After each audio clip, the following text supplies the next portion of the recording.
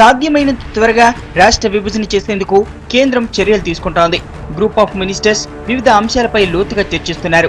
ఎట్టి పరిస్థితుల్లోనూ తెలంగాణ ఏర్పాటు ఆగదని ఢిల్లీ పెద్దలు కుండబద్దలు కొడుతున్నారు. సీమాంధ్ర కేంద్ర మంత్రులు కూడా హైకమాండ్ దారికొచ్చారు. ఇంత జరుగుతున్నా కొందరు సీమాంధ్ర కాంగ్రెస్ నేతలు రాష్ట్రం సమైక్యంగానే ఉంటుందని చెప్పుకొస్తున్నారు. ఎలాగైనా విభజన అడ్డుకుంటామని ఇంకా ప్రజలను మభ్యపెట్టే ప్రయత్నాల్లో ఉన్నారు. మరోసారి ఢిల్లీకి వెళ్లి తమ వాదన వినిపించాలని రేపు హస్తినటూరుకు ప్లాన్ చేస్తున్నారు. 2 రోజుల పర్యటనలో రాష్ట్రపతి ప్రణబ్ ముఖర్జీని కలవనున్నారు.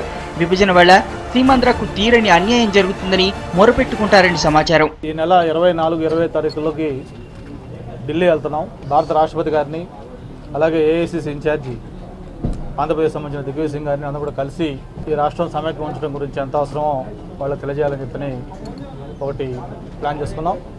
మరికొందరు నేతలు మాత్రం ఢిల్లీ టూర్తో ఒరిగేదేమీ ఉండదంటున్నారు. విభజన ఆగే ప్రసక్తి కనిపించకపోవడంతో ఇక తమ ప్రాంత ప్రయోజనాల కోసం గట్టిగా పోరాడాలని కోరుతున్నారు. కొత్త రాజధానికి కేంద్రం నిధులు, నీళ్ల సమస్యపై దృష్టి పెట్టాలని హితవు పలుకుతున్నారు.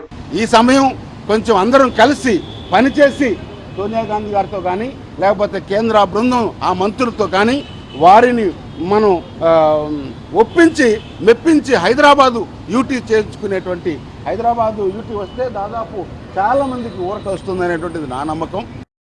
సమైక్యాంధ్ర ఉద్యమంతో ఉక్కిరిబిక్కిరైన సీమాంధ్ర నేతలు ఇప్పుడు ప్రతిపక్షాలను టార్గెట్ చేస్తున్నారు. సొంత పార్టీపై ధిక్కార స్వరం వినిపిస్తున్నారు. సమైక్యం కోసం తుదిదాకా పోరాటం చేస్తామని బీరాలు పలుకుతున్నారు. అన్ని పార్టీల ఎమ్మెల్యేలు, ఎంపీలు మనం కూర్చోవాలి. ఢిల్లీని పార్లమెంటు సమావేశానికి వచ్చినప్పుడు దిగ్బంధం చేయాలి. ఇక్కడ మనం ఒకరినొకరు తిట్టుకునేది పక్కకు పెట్టి మనం ఎలా సాధించుకోవాలనేది ముందుకు పోవాలి. తెలంగాణ ప్రకటన వచ్చి 2.5 నెలలు దాటినా సీమాంధ్ర నేతలు ఇంకా విభజన వ్యతిరేక ప్రయత్నాలు చేయడం సొంత ఇమేజీని పెంచుకునేందుకేననే విమర్శలు వినిపిస్తున్నాయి.